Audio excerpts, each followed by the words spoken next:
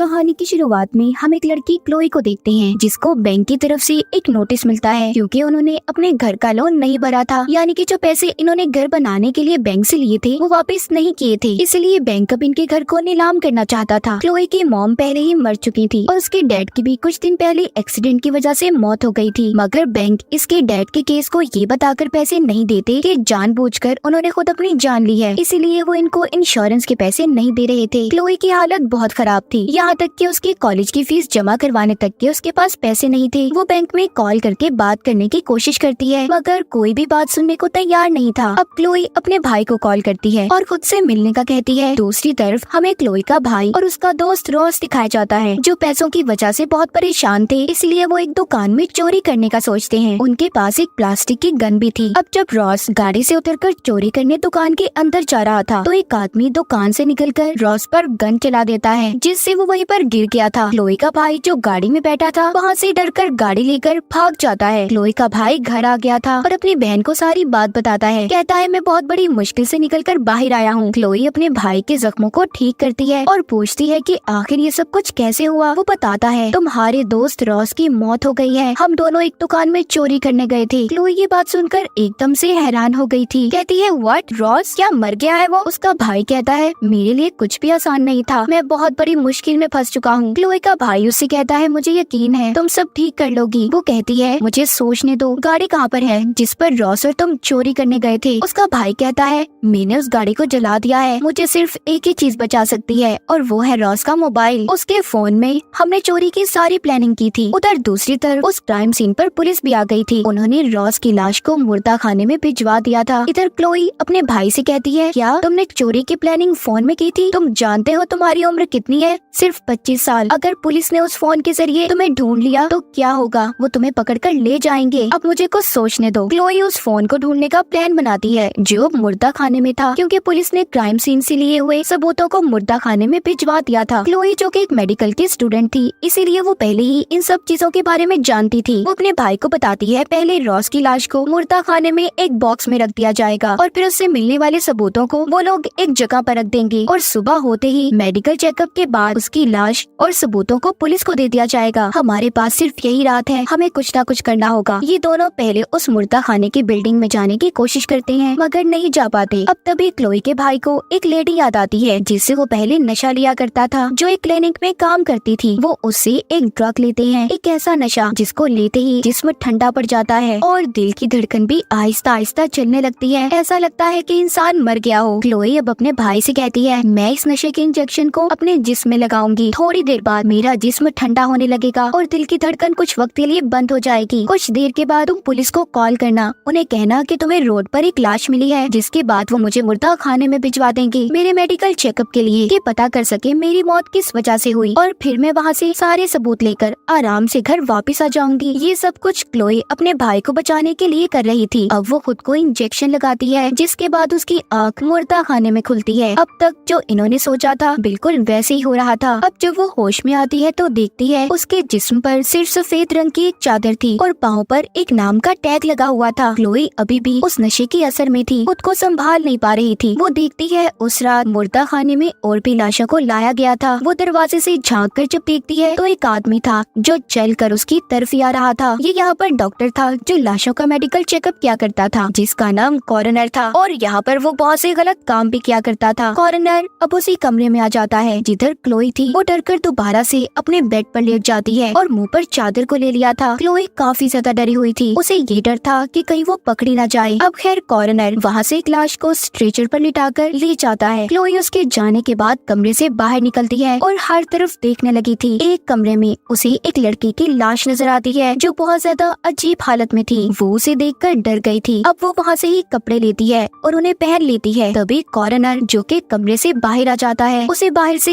एक बेल सुनाई दी थी। वो कंट्रोल रूम से ही बाहर के दरवाजे को खोल देता है वहाँ पर एक आदमी था जो कॉरिनर से मिलने आया था। वो आते ही कहता है, क्या तुम्हें इस मुर्दा खाने में डर नहीं लगता? तुम अकेले कैसे रह लेते हो? और कहता है, मुझे एक लिवर जिगर चाहिए। क्लोई भी ये बातें सुन रही थी, जिससे उसे पता चलता है कि वो आदमी यहाँ पर कॉरिनर से जिस्म के अंदरूनी हिस्से लेने आया है। और इतना बताकर वो कॉरिनर को चला गया था। उसके जाने के बाद कॉरिनर ने सारे दरवाजों को अच्छे से बंद कर लिया था। क्लोई भी वहाँ पर उसी कमरे में पहुँच गई थी जिधर उसके दोस्त रॉस की लाश को रखा गया था। वो उसकी लाश को देखते ही रोने लगती है। कॉरिनर ने उसके एक लीवर को निकाल लिया था, मगर वो अभी भी जिंदा था। ये देखकर क्लोई काफी हैरान थी। अब वो रॉस से कहती है, फिक्र नहीं करो, मैं तुम्हें यहाँ से निकाल कर ले जाऊंगी, बस शोर मत करना कि हमारा यहाँ पर किसी को पता चले। दूसरे कमरे में कॉरिनर एक लाश के अंदरूनी जिस्म के हिस्से निकालने वाला था, जिनको निकाल कर वो बेच दिया करता था, जिसके बदले उसे बहुत से पैसे मिलते। अब वो उस लाश का ऑपरेशन करने से पहले अपनी अंगूठी, घड़ी और चाबियों को एक साइड पर रखता है। कॉरिनर के हाथ में जो कटर था जिससे वो लाश को चीर फाड़ करके उसके अंदरूनी हिस्से निकाल रहा था, उस कटर की आवाज बहुत तेज थी। क्लोई इस बात का फायदा उठाती है और चाबियां लेकर वहाँ से भाग गई थी। अब वो रॉस को साथ लेकर मेन गेट तक आ गई थी। उधर कॉरिनर जब अपने काम से फारिग होता है तो वो अपनी चाबियां ढूंढने लगा था, जो उसे नहीं मिलती। तभी वो कैमरे में क्लोई और रॉस को देख लेता है। अभी अपने साथ जल्दी से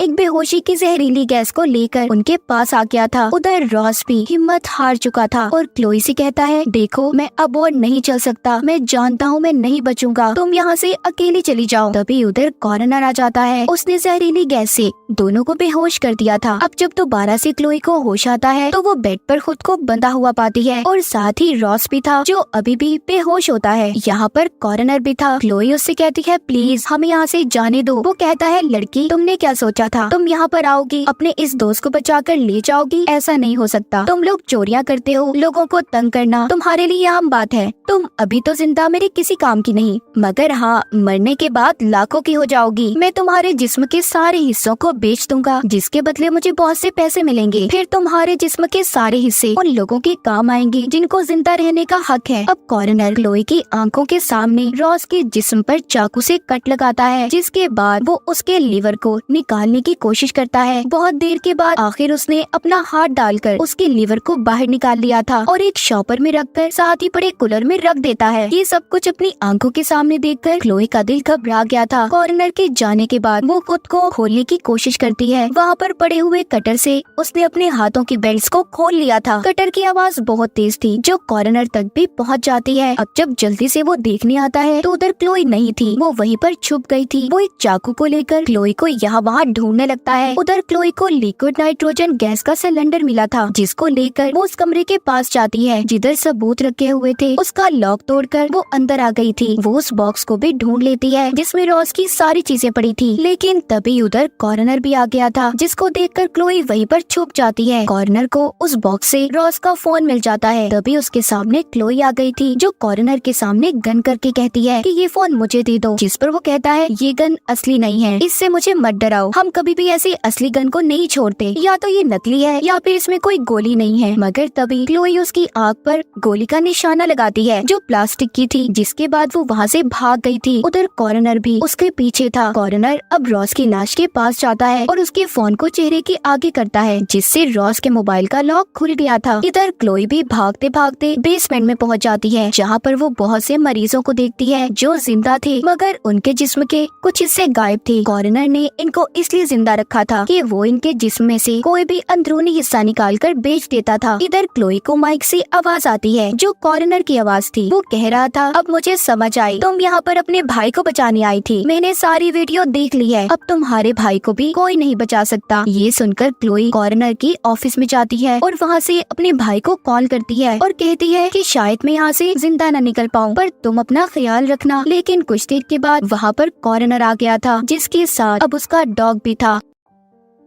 उधर सब बातें सुनकर क्लोई का भाई पुलिस के पास पहुंच गया था। वो एक पुलिस वाले को अपने साथ ले आता है। इधर क्लोई के पीछे कॉरिनर का डॉग था, जिसको कॉरिनर ने उसके पीछे लगा दिया था। क्लोई उससे अपनी जान छुड़वाने की कोशिश करती है। वो वहीं पर पड़े हुए रॉस के लीवर को उठाकर एक कमरे में फेंक देती है। डॉग जब उसके पीछे जाता है तो क्लोई ने उस दरवाजे को बंद कर दिया था और कैमरा की मदद से वो स्क्रीन पर ये भी देखती है कि उसका भाई एक पुलिस ऑफिसर के साथ उसे बचाने आया है। अब वो जल्दी से जाकर मेन गेट को खोलती है और ऑफिसर को कॉरोनर के बारे में बताती है। वो कहता है मैं जानता था, मुझे पहले ही इस आदमी पर शक था कि ये आदमी यहाँ पर गलत काम करता है। इतना कहकर वो क्लोई और उसके भाई को मारने लगता है क्योंकि ऑफिसर भी कॉरोनर के साथ मिला हुआ था। यहाँ पर अब क्लोई वही नकली गन दिखाकर पुलिस ऑफिसर को डराती है। तभी माइक से कॉरोनर की आवाज आई थी जो पुलिस ऑफिसर को बता रहा था कि ये गन नकली है, पर तुम इन दोनों को कुछ मत करना, मुझे ये बिल्कुल जिंदा चाहिए। तभी क्लोई और उसका भाई पीछे के दरवाजे से भाग गए थे। पुलिस ऑफिसर ने इनके पीछे कॉर्नर के डॉग को भी लगा दिया था। क्लोई और उसका भाई बेसमेंट में आकर छुप जाते हैं और गेट को अंदर से बंद कर लिया था। पुलिस ऑफिसर भी वहाँ पर आ गया था जो डॉग को उसके पास खड़ा देखकर समझ जाता है कि दोनों इसी बेसमेंट के अंदर हैं, इसलिए उसने बाहर से उसके दरवाजे को हथकड़ी लगा दी थी। इतने में वहाँ पर वही आदमी आ जाता है जो पहले कॉर्नर को लीवर का बोल कर गया था। कॉर्नर कहता है अभी तुम्हारा काम नहीं हुआ, मुझे 1 घंटा लगेगा। तभी वो आदमी वहाँ पर पुलिस की गाड़ी को देखता है। वो समझ चुका था कि इस काम में कॉर्नर का साथ पुलिस भी दे रही है, मगर अचानक से पीछे से आकर पुलिस ऑफिसर ने उसको शूट कर दिया था क्योंकि ऑफिसर नहीं चाहता था कि किसी को भी ये पता चले कि पुलिस भी कॉर्नर के साथ है। उधर क्लोई और उसका भाई बेसमेंट से होते हुए दोबारा से सबूतों वाले कमरे में आ जाते हैं, जिधर वो देखते हैं कॉर्नर और पुलिस ऑफिसर ये बातें कर रहे थे कि जिस आदमी को ऑफिसर ने मारा है उसका इल्जाम ये लोग क्लोई और उसके भाई पर डाल देंगे। अब यहाँ पर क्लोई और उसका भाई उस आदमी को उठाकर दोबारा बेसमेंट में ले गए थे जो मरा नहीं था बल्कि बेहोश हुआ था। जहाँ पर जाते हुए कैमरे से कॉर्नर ने इन्हें देख लिया था। ये दोनों बहन भाई उस आदमी को लेकर उस जगह पर आ जाते हैं जिधर बहुत से और मरीजों को कॉर्नर ने रखा हुआ था। तभी उधर ऑफिसर भी आ गया था जो वहाँ पर जहरीली गैस को छोड़ देता है। क्लोई अपने भाई और उस आदमी को मास्क पहना देती है और कहती है तुम यहाँ से बाहर जाओ, मैं इन लोगों को चकमा देकर जल्दी वापस आऊंगी। यहाँ पर क्लोई का भाई उस आदमी से कहता है जो अभी भी जिंदा था कि मैं तुम्हारी जान बचाऊंगा, जिसके बदले तुम्हें मुझे पैसे देने होंगे। वो आदमी मान जाता है। अब जब वो उसको लेकर जा रहा था और आगे पुलिस ऑफिसर पर हमला करने वाला था, तभी पीछे से कॉर्नर आकर क्लोई के भाई को बिजली का झटका देकर बेहोश कर देता है। उधर गैस की वजह से क्लोई की हालत भी खराब थी। तभी उसे अपने पास एक ऑक्सीजन सिलेंडर मिलता है जिसको रखकर वो जोर से उस पर हथौड़ा मारती है जो सीधा पुलिस ऑफिसर के मुंह पर जाकर लगा था, जिससे उसकी मौत हो गई थी। उस ऑफिसर की मौत से कॉर्नर भी घबरा गया था, इसीलिए अब वहाँ पर जितने भी मरीज थे सबको गोली मार देता है और क्लोई के भाई को खींचकर साथ ले गया था क्योंकि उसे एक लीवर चाहिए था। वो अब क्लोई के भाई का लीवर निकालने वाला था। कॉर्नर यहाँ पर ये कह रहा था कि मेरे पास सबकी मौत का जवाब है, पर पुलिस ऑफिसर की नहीं। क्लोई भी अपने भाई की जान बचाना चाहती थी, इसीलिए वो उसी कमरे में पहुँच जाती है। वो जाकर देखती है कॉर्नर वहाँ पर नहीं था, वो वहाँ पर छुप गया था। क्लोई जब आकर अपने भाई को देखती है और उसे होश में लाने की कोशिश करती है, तभी पीछे से आकर कॉर्नर ने उसे पकड़ लिया था। क्लोई अपनी जान बचाने के लिए पास ही पड़े सिलेंडर से उस पर गैस छोड़ देती है, जिससे उसका पूरा चेहरा बर्फ में जम गया था। फिर वो उसी सिलेंडर को उसके मुंह पर देकर मारती है, जिससे उसका आधा चेहरा टूटकर बिखर गया था। अपने साथ इतना सब कुछ होता देखकर कॉर्नर पागल हो गया था और एक बड़ा सा चाकू लेकर क्लोई को मारने लगता है। लेकिन तभी वहाँ पर वही आदमी आ जाता है जिसको क्लोई और उसके भाई ने बचाया था और कॉर्नर को एक ही चाकू मारकर उसका काम तमाम कर देता है। ये तीनों बच गए थे। यहाँ पर क्लोई का भाई उस आदमी से कहता है मैंने तुम्हारी जान बचाई, लाओ वो पैसे दो जिसका तुमने मुझसे वादा किया था। वो आदमी कहता है जान तो मैंने तुम्हारी बचाई है, अगर तुम्हें पैसे चाहिए तो तुम्हें मुझे एक लीवर देना होगा। अब इन दोनों बहन भाइयों को पैसों की भी जरूरत थी, इसी वजह से अब क्लोई इसको कॉर्नर का लीवर निकाल कर दे देती है। कॉर्नर के डॉग को